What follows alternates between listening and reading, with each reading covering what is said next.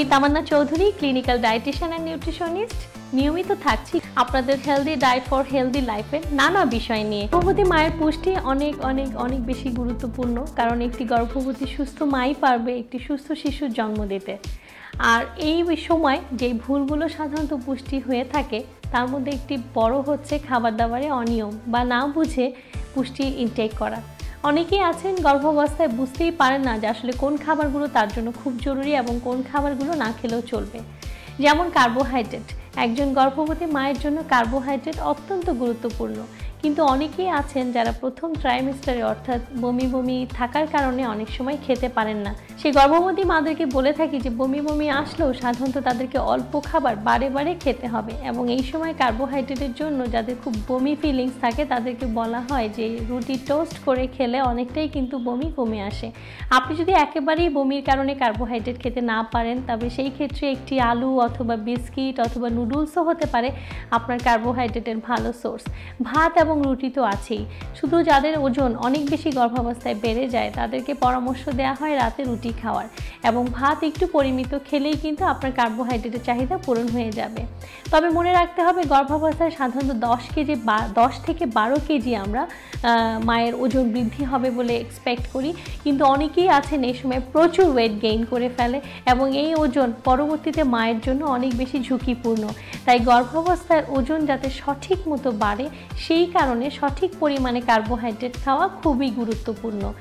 সারাদিনের খাবারে অনেক বেশি কার্বোহাইড্রেট বা খুব মিষ্টি বা চিনি গর্ভবতী মা না খেলেও কিন্তু চলবে। শুধুমাত্র পরিমিত কার্বোহাইড্রেটের উৎস হিসেবে ভাত, রুটি, আলু, নুডলস এবং বিস্কিট হতে পারে কার্বোহাইড্রেটের ভালো সোর্স।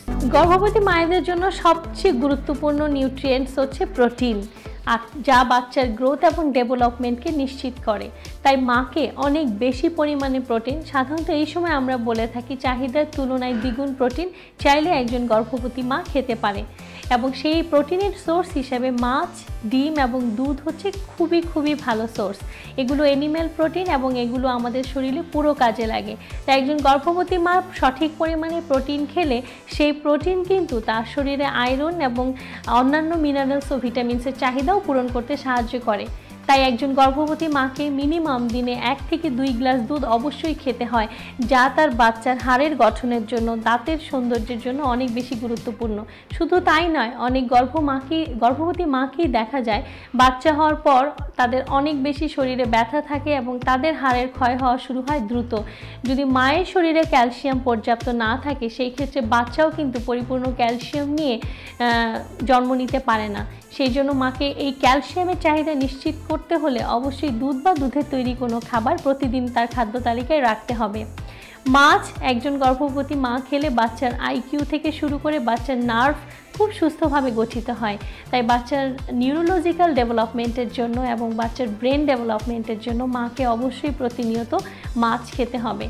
শুধুমাত্র এক্ষেত্রে আমরা বলে থাকি সামুদ্রিক মাছ যাতে খুব বেশি পারদের মাত্রা থাকে সেগুলো একজন গর্ভবতী মা এড়িয়ে চলতে পারেন। মিঠা পানির মাছ গর্ভবতী মায়েদের জন্য খুব ভালো একটি প্রোটিনের উৎস। গর্ভবতী মাকে ফ্যাট অবশ্যই খেতে হবে এবং সেটি হতে হবে ন্যাচারাল, কেননা বাচ্চার ব্রেনের জন্য এবং বাচ্চার সঠিক পরিপূর্ণ বৃদ্ধির জন্য এবং মায়ের শরীরে ভিটামিন এ, ডি, ই, কে এই ভিটামিনগুলো অ্যাবজর্পশনের জন্য কিন্তু ফ্যাট অনেক বেশি জরুরি। তাই মাকে ন্যাচারাল ফ্যাটের সোর্স হিসেবে আমরা বলে থাকি উদ্ভিজ তেল খাবারে পরিমিত পরিমাণে ব্যবহার করতে হবে এবং শাকসবজিতে অবশ্যই তেলের উপস্থিতি থাকতে হবে। প্রয়োজনে একটি মা ডিমের ভিটামিন এ কে যদি চান অ্যাবজর্ব করতে, ডিমটি সিদ্ধর পরিবর্তে পোচ করে খেতে পারেন। অর্থাৎ আপনার খাবারে পরিমিত তেলের ব্যবহারই কিন্তু আপনাকে ফ্যাটের চাহিদা পূরণ করতে সাহায্য করবে। এছাড়া ন্যাচারাল ফ্যাট হিসেবে মাংস, ডিমের কুসুম, বাদাম হতে পারে একটি গর্ভবতী মায়ের ভালো সোর্স। শাকসবজি এবং ফল গর্ভবতী মায়ের জন্য অনেক বেশি জরুরি, কেননা মায়ের এই সময় অনেক ধরনের শারীরিক, হরমোনাল এবং নানা রকম চেঞ্জেস হয়, মেটাবলিক চেঞ্জেসও হয় শরীরে। তাই তাদের এই পুরো সমস্যার সমাধানে এই গর্ভাবস্থায় তাকে সুস্থ রাখতে ফল এবং সবজির কোনো বিকল্প নেই। তবে গর্ভবতী মাকে কোনোভাবেই সিজনের বাইরের ফ্রুটস খেতে দেওয়া যাবে না।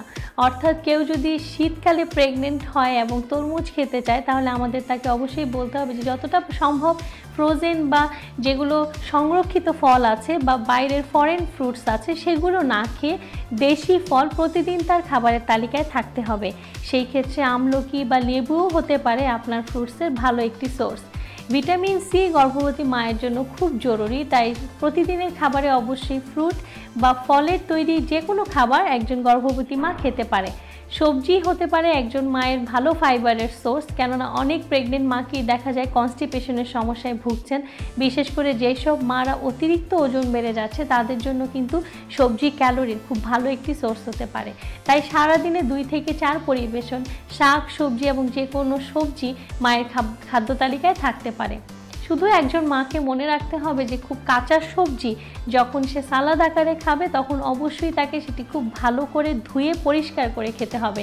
মনে রাখবেন গর্ভাবস্থায় যে কোনো শারীরিক সমস্যা হলে যে কোনো ওষুধ কিন্তু ডক্টররা সহসা প্রেসক্রাইব করতে চান না। তাই এই গর্ভকালীন অবস্থাতে যতটা সম্ভব বাইরের খাবার থেকে বিরত থাকবেন, কেননা বাইরের খাবার থেকে অনেক সময় জন্ডিস বা ডায়রিয়ার মতো সমস্যা একজন প্রেগনেন্ট মায়ের হতে পারে।